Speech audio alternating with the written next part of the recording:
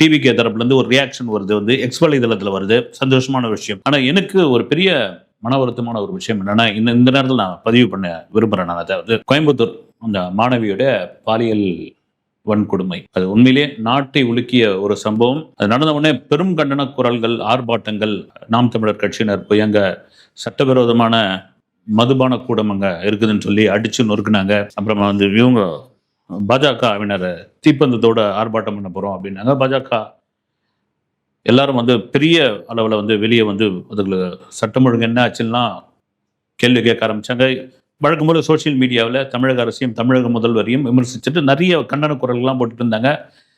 அதுக்கு மொத்தம் 7 தனிப்படைகள் அமைச்சு கிட்டத்தட்ட 12 மணி நேரத்தில் அந்த 3 குற்றவாளிகளையும் சுட்டு பிடிச்சிட்டாங்க. அது காலில் சுட்டு பிடிச்சிட்டாங்க. விசாரணை நடந்துட்டு மருத்துவமனையில் இருக்காங்க.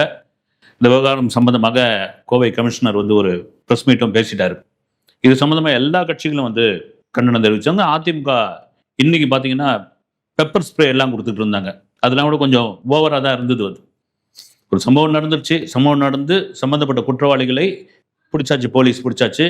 அப்புறம் பெப்பர் ஸ்ப்ரே கொடுத்துட்டு இருக்க அரசியல் ஆக்கிட்டு இருப்பாங்க. கண்டிப்பா வழக்கம் போல விஜய் வந்து ஒரு எக்ஸ் வலைதளத்தில் அதே போல ஒரு அறிக்கை, வழக்கம் போல ஒரு அறிக்கையை கொடுத்ததா காட்டமா இருந்தது. அந்த அறிக்கை வந்து தமிழக அரசு என்ன பண்ணிக்கிட்டு இருக்கு, தமிழக அரசு வந்து மெத்தனமா இருக்குது, பெண்களுடைய கொடுமைகள்லாம் வந்து தொடர்ச்சியா நடந்துகிட்டு இருக்கு, அண்ணா பல்கலைக்கழக மாணவியுடைய அந்த சம்பவமே இன்னும் தீராத வடுவா இருக்குது, முதல்வர் இன்னும் தூயில இருக்கிறாரா, தூங்கிக்கிட்டு இருக்காரா அப்படின்லாம் கேள்விலாம் கேட்டிருந்தாங்க. வந்து நான் என்ன கேட்கிறேன்னா, இதை விஜய் வந்து ஒரு வீடியோ பதிவா போட்டிருக்கலாமே. கண்டிப்பா ஒரு பிரஸ் மீட் செய்தியாளர்கள் சந்திக்க மாட்டாரு.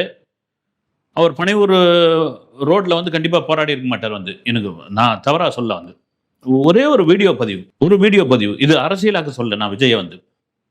ஏன்னா உங்களுக்கு அவ்வளோ இளைஞர்கள் கூட்டம், பெண்களுடைய கூட்டம், இளைஞர்களுடைய வாக்கு, பெண்களுடைய வாக்கு விஜய் பக்கம் அவ்வளோ இருக்குதுன்னு இப்பவே கருத்து கணிப்பு பேச ஆரம்பிச்சிட்டாங்க. நீங்க நடிச்ச படம் தான் வந்து ஒரு படம். அப்படி நீங்க வந்து ஒரு போலீஸ் உயர் அதிகாரி உட்காந்துட்டு இருப்பீங்க, ஒரு பெரியவர் உட்காந்துட்டு இருப்பாரு, வந்து ரொம்ப ஒடுங்கி போய் ஒருத்தர் உட்காந்துட்டு இருப்பாரு. அவரை நேரடியாக கூப்பிட்டு நீங்க விசாரிப்பீங்க.